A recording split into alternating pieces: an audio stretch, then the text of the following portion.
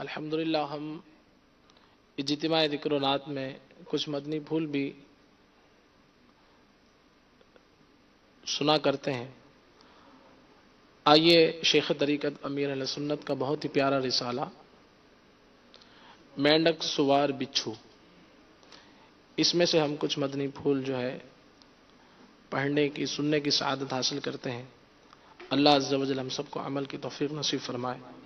توجہ کے ساتھ سماعت فرمائیے کہ آج کل ایک تعداد ہے جو کسی نہ کسی مصیبت میں، پریشانی میں، کسی آفت میں گھری ہوئی ہے۔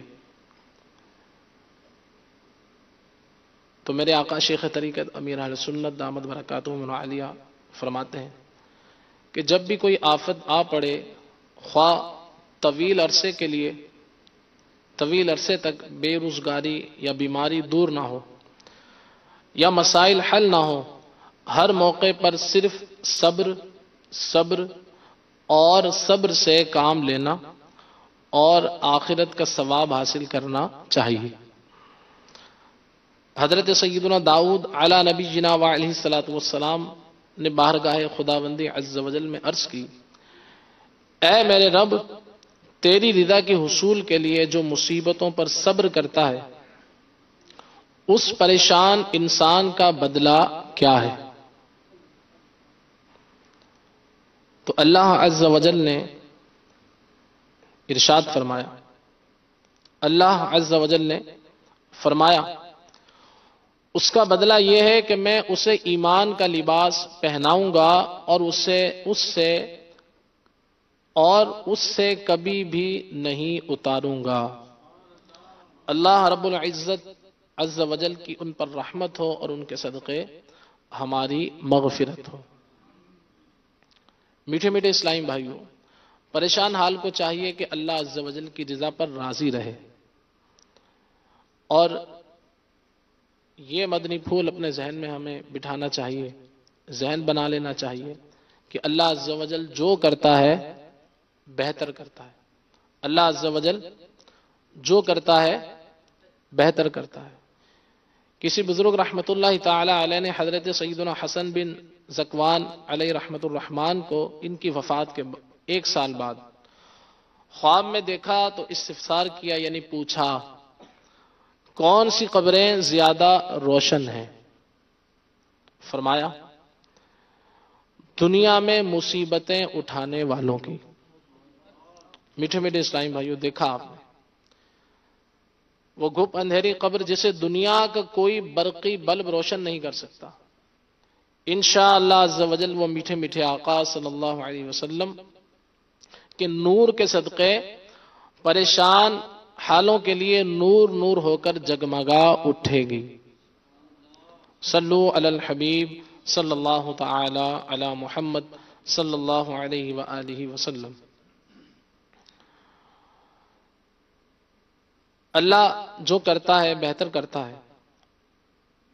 دعوت اسلامی کے اشاعتی ادارے مکتبۃ المدینہ کی مطبوعہ 413 صفحات پر مشتمل کتاب عیون الحکایات حصہ اول کے صفحہ 187 پر ہے، اللہ کا ایک نیک بندہ کسی جنگل کی بستی میں رہا کرتا تھا۔ یہ حکایت توجہ سے سماعت فرمائیے، اور اس سے جو ہم نے سبق حاصل کرنا ہے وہ یہی ہے کہ اللہ عز و جل جو کرتا ہے بہتر کرتا ہے۔ اللہ عز و جل کا ایک نیک بندہ کسی جنگل کی بستی میں رہا کرتا تھا۔ اس کے پاس ایک مرغا، ایک گدھا اور ایک کتا تھا۔ مرغا صبح نماز کے لیے جگاتا، گدھے پر وہ پانی اور دیگر چیزیں لاد کر لاتا، اور کتا اس کے مکان و سامان کی رکھوالی کرتا۔ ایک دن مرغے کو لومڑی کھا گئی۔ گھر کے افراد اس نقصان پر پریشان ہوئے، مگر اس نیک شخص نے صبر کیا اور کہا اللہ عز و جل جو کرتا ہے بہتر کرتا ہے۔ پھر کیا ہوا؟ چند دن بعد بھیڑیے نے گدھے کو چیر پھاڑ ڈالا، اہل خانہ غمگین ہوئے، لیکن اس نیک آدمی نے یہی کہا اللہ عز و جل جو کرتا ہے بہتر کرتا ہے۔ پھر کچھ عرصے بعد کتا بیمار ہو کر مر گیا، تو تینوں اس کے جو جانور تھے وہ یعنی مر گئے۔ جب اس کا کتا بیمار ہو کر مر گیا، اس پر بھی اس نے یہی الفاظ دہرائے اللہ عز و جل جو کرتا ہے بہتر کرتا ہے۔ کچھ روز کے بعد یکا یک دشمنوں نے، جہاں وہ رہتا تھا، یکا یک دشمنوں نے جنگل کی اس بستی پر شب خون مارا، یعنی رات میں حملہ کر دیا، اور جانوروں کی آواز سن سن کر گھروں کا کھوج یعنی پتہ لگایا، اور مال و اسباب سمیت سب گھر والوں کو قیدی بنا کر لے گئے۔ اس نیک شخص کے گھر میں کوئی جانور ہی تھا ہی نہیں جو بولتا، لہذا دشمن کو اندھیرے میں اس کے مکان کا پتہ ہی نہ چل سکا، اور اس طرح وہ اس آفت ناگہانی یعنی اچانک آنے والی مصیبت سے محفوظ رہا، اور یوں صبر کے ساتھ ساتھ اس کا یقین مزید مضبوط ہو گیا کہ اللہ عز و جل جو کرتا ہے بہتر کرتا ہے۔ اللہ رب العزت عز و جل کی ان پر رحمت ہو اور ان کے صدقے ہماری بے حساب مغفرت ہو۔ صلو علی الحبیب صلی اللہ تعالی علی محمد۔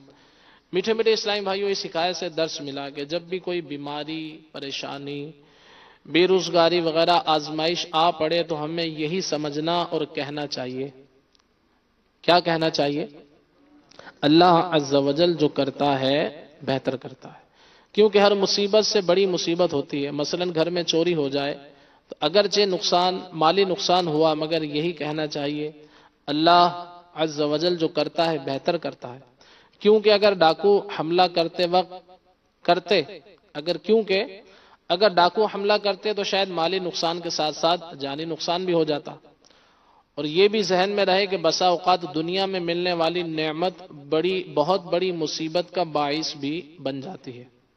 مثلا کسی کا 5 کروڑ کا بانڈ کھلا، بظاہر یہ خوشی کے مارے پاگل کر دینے والا معاملہ ہے، مگر اسے کیا معلوم کہ اس کے حق میں یہ نعمت ہے یا مصیبت؟ اس رقم کے ذریعے مسجد کی تعمیر کی سعادت ملے گی، یا اس دولت کے سبب ڈاکوؤں کے ذریعے جان بھی چلی جائے گی؟ کس کو معلوم یہ کروڑوں روپے عیش و عشرت میں وسعت کے لیے آئے ہیں، یا انعام یافتہ کے لیے اپنے گھر کے کسی اہم فرد کی بیماری کے علاج کے لیے پہنچے ہیں؟ تو پیارے اور محترم اسلامی بھائیوں، کوئی بھی مصیبت آئے، پریشانی آئے تو ہمت نہیں ہارنی۔ اگر صبر کریں گے انشاءاللہ عز و جل دونوں جہان میں بیڑا پار ہوگا۔ حدیث پاک کا مفہوم ہے، حضرت سیدنا انس رضی اللہ تعالیٰ عنہ سے روایت ہے کہ سرکار والا تبار ہم بے کسوں کے مددگار صلی اللہ علیہ وآلہ وسلم نے فرمایا، جب اللہ عز و جل کسی بندے سے محبت فرماتا ہے تو اس پر آزمائشوں کی بارش برساتا ہے، پھر جب وہ بندہ اپنے رب عز و جل کو پکارتا ہے اے میرے رب عز و جل، تو اللہ عز و جل فرماتا ہے میرے بندے تو جو کچھ مجھ سے مانگے گا میں تجھے عطا فرماؤں گا، یا تو جلد ہی تجھے دے دوں گا، یا اسے تیری آخرت کے لیے ذخیرہ کروں گا۔ تو پیارے اور محترم اسلامی بھائیو، اللہ تعالی ہم سب کو عمل کی سعادت عطا فرمائے۔